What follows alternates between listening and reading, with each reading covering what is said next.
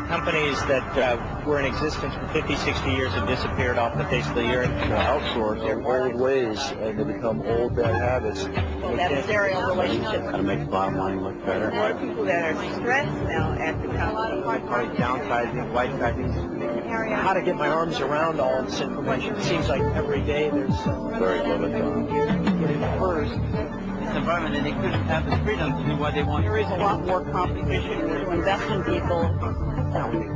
Job security is going out the door. Keys to success are. It takes a lot more than just putting in work to relocate and The stay. world is changing. Take chances in production schedules and inventory get out of control. You're always suspicious. With technology advancement, You're operating really from the seat of your pants, tap into that market. Is that Today, corporations are fragmented. People come, people go. You invest in take chances. I think that the global market's getting much smaller, much more intertwined. Everything that we look at has some global connection. manage their accounts productively. The race, which used to be won by the biggest, is now going to be won by the fastest. Everything is changing.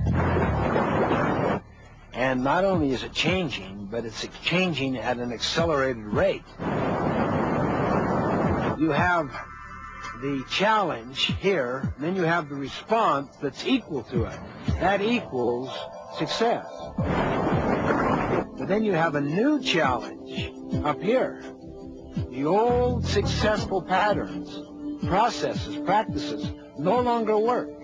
Nothing fails like success. It requires an entirely new kind of response. What's the nature of the new challenge today? It's permanent whitewater. It's constant churning, changing environment. So it necessitates having a response that does not change. I love the analogy of a rowing crew on a beautiful lake that's quiet and placid to illustrate the difference between the nature of the leadership required today compared to the leadership that was required in the past. I mean, in the rowing crew, in a sense, the coxswain would sit in the back of the boat and essentially give out the orders, and the people would adapt, and he would adjust.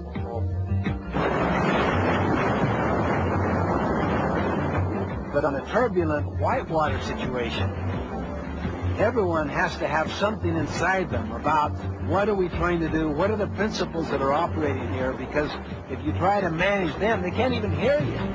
For the noise, the roar, and they have to have it inside them. I suggest there are only three constants. One is change. Two is principles. And three, choice, the power that you and I have to adapt to the other two constants.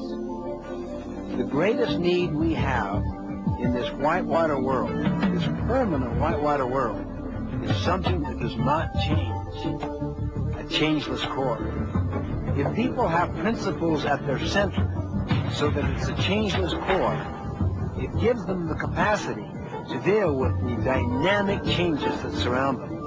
That's the whole concept of the nature of leadership today, is that the more you can get people committed to a common vision, a common purpose, and a common set of principles, and they already have it inside them, then the leadership work has been done.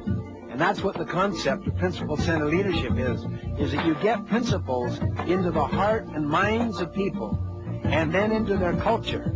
And that begins to permeate and affect all other relationships.